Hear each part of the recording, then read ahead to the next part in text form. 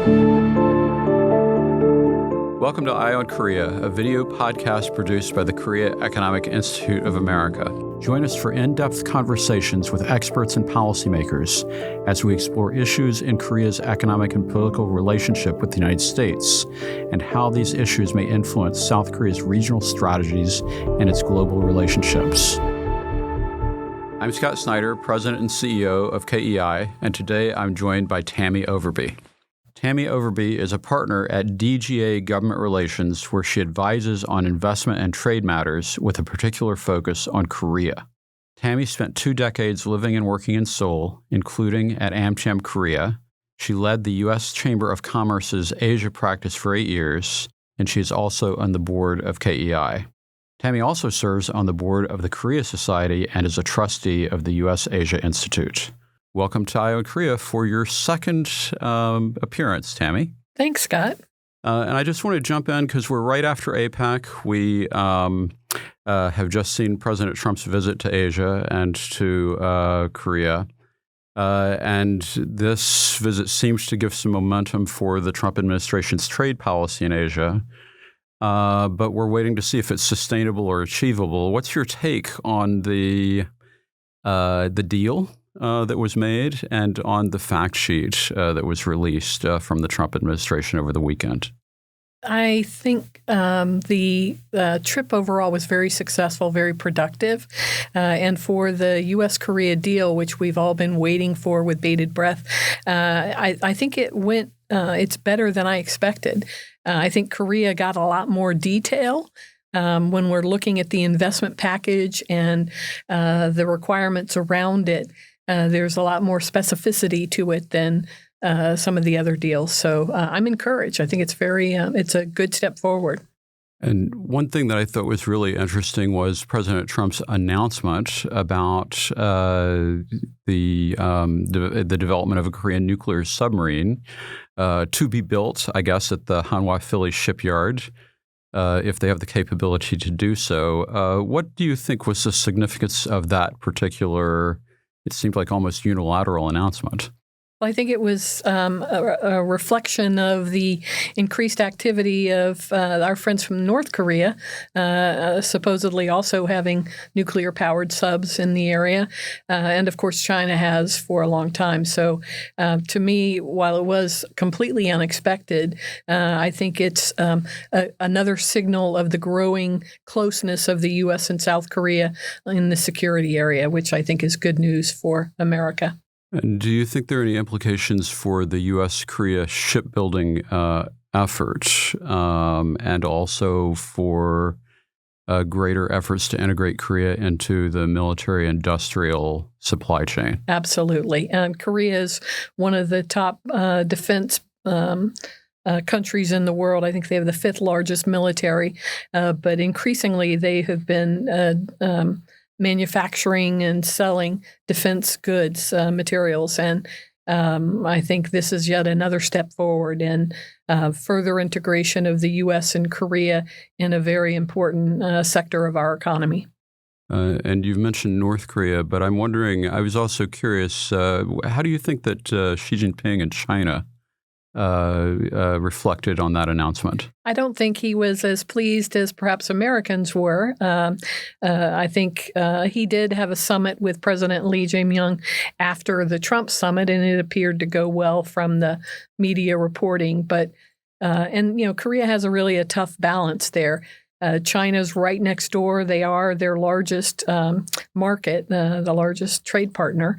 But the U.S. is their security guarantor. So South Korea has to play that very carefully. And I think President Lee did an excellent job. Well, I want to get to the Lee-Xi summit a little bit later. But first, I want to ask you about the Trump-Xi meeting, because clearly that was the one that everyone is waiting for. And I guess we got an apparent trade truce. What is your take on what was achieved between President Trump and President Xi, and how long do you think it will last? Well, that is the $1 million, the $1 million question. I think there is good reason to believe that it will last at least through the next year. And I say that because President Trump has agreed to go to China in April. The U.S. is hosting G20 in December next year. And then, of course, China is hosting APEC next November. So there are likely 3 opportunities for President Xi and President Trump to meet again. And I'm hopeful that those action enforcing events on the calendar will keep things on track, at least for the next year. And what's your take on the purchase agreements that were, pledged on the Chinese side? And what are you expecting in terms of Trump administration policy on export controls related to semiconductors?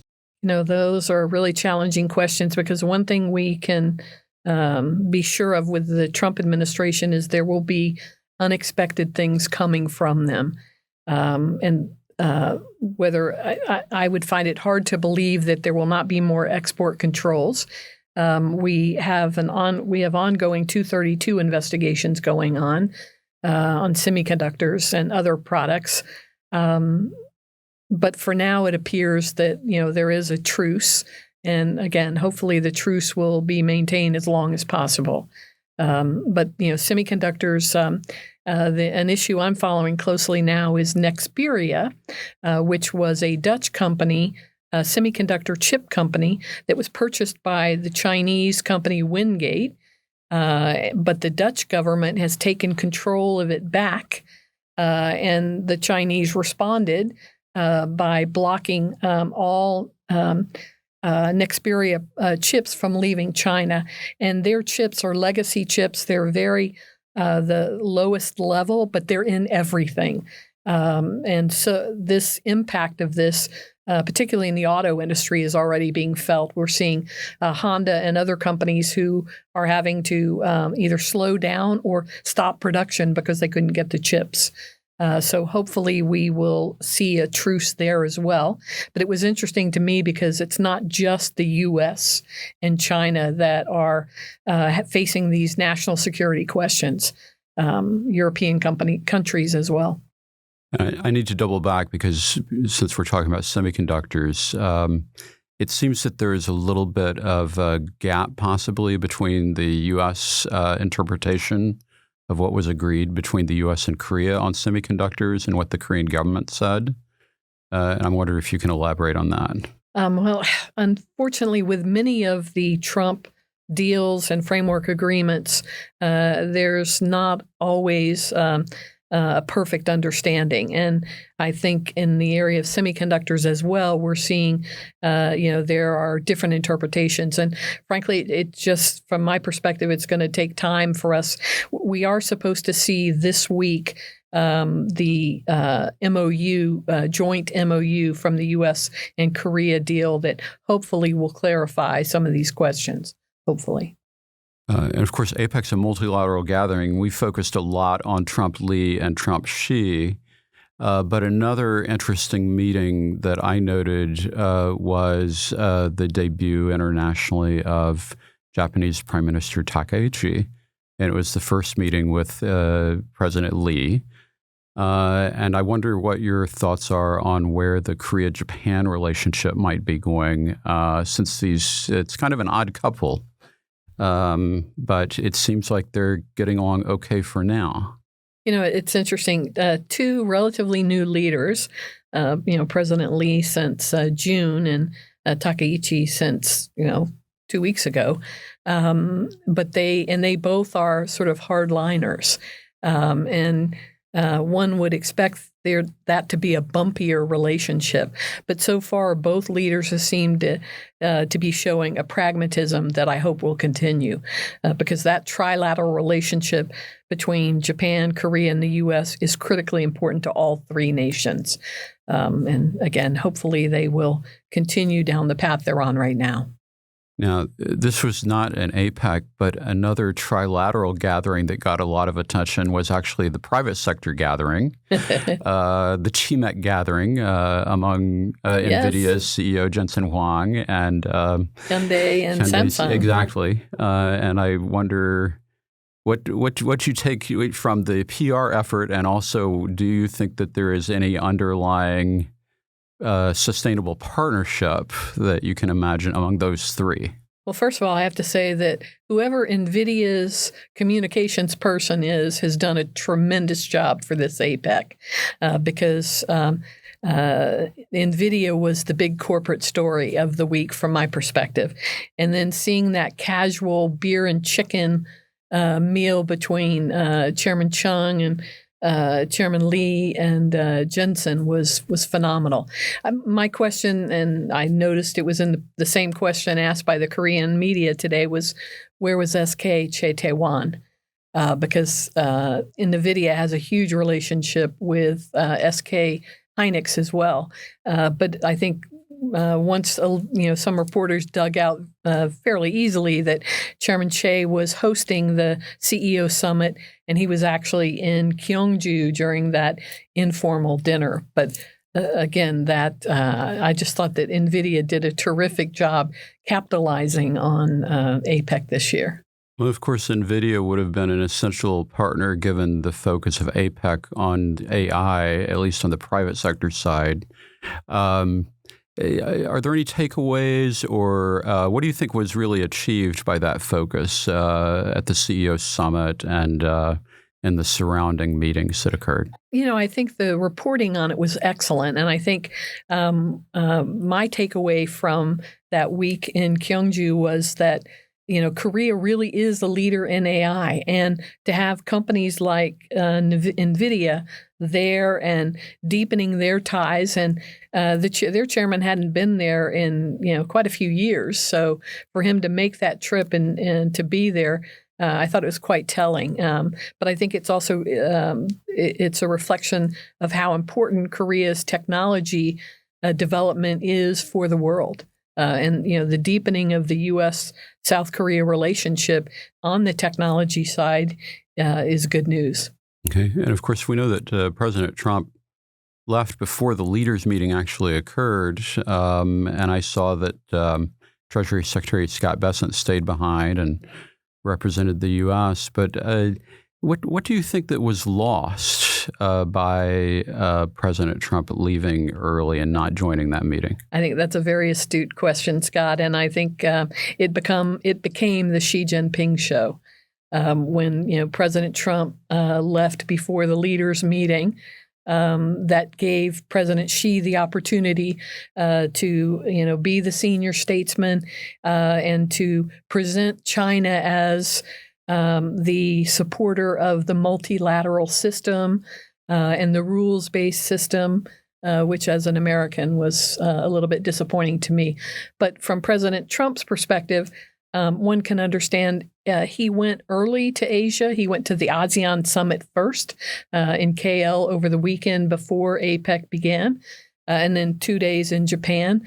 So he did spend a week in Asia when the U.S. government was shut down. So I thought it was I was delighted that he went, even with the shutdown, that he recognizes the importance of Asia. There were 2 trade deals announced in KL and 2 framework deals announced there. But also, let's not lose sight of the critical mineral deals. China has for a long time had a chokehold on not just the minerals, but the processing of it. And seeing the U.S. Actively working with allies and partners on critical minerals was good news in my view. Okay, and it does seem like critical minerals is a priority for the Trump administration, not just at this summit, but over the course of the past few weeks. It's noticeable. I think the U.S.-Australia summit meeting. How do you think we're doing in that regard? I think we're doing better. I mean, I think there's a lot more we need to do. I didn't realize that Korea Zinc is has critical minerals and will be supplying them to Lockheed Martin. And they listed 4 of the key germanium. Okay, I don't know the others, antimony and 2 others, but gallium and whatever the 4th is. But the more critical minerals are essential to whether it's defense and security or technology issue products. So we've got to have them. And China has had a chokehold for too long. And I noticed that POSCO is engaged in some of that as well. And of course, they were just at the Korea Society as the honoree this year. Do you have any anticipation with regard to POSCO becoming more involved in production or refinement in this area here in the U.S.? I don't know that they'll be doing the refining in the U.S. I mean, one of the challenges of the refining of these minerals are environmentally, it's quite dirty.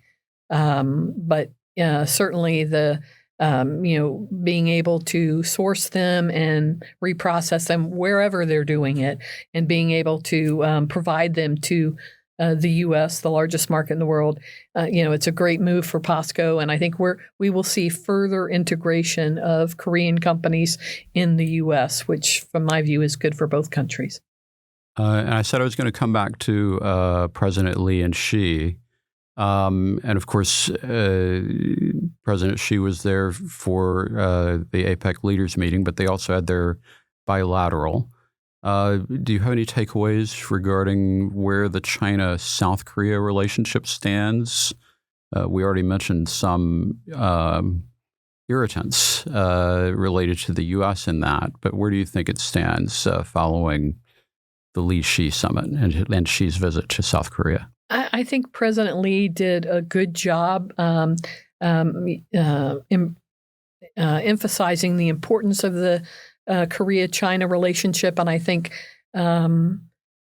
maintaining that balance. Obviously the U.S. is also very important, but from all reports and everything I've heard personally, it seemed to go well. So, and of course, China is hosting APEC next year, so President Xi was there also to accept the baton to be the next host. I thought it went well. And so what do you think that hosting APEC has meant for Korea's diplomacy at this time? And what are we expecting in terms of a trajectory that builds on the APEC meeting going forward? Well, first of all, I think we have to acknowledge that when Korea accepted to be the host of APEC, they had political stability. But for 6 months of this year, and when a country hosts APEC, it's a full year commitment and over 200 meetings. So for relatively half of the year, they had a lot of political instability, and yet they maintained their ability. And from all in reports and indications, and I was in Jeju in May for the trade ministerial meeting for APEC. They did an excellent job. And I think, there were concerns about it being hosted in Gyeongju, a small, beautiful, historic town.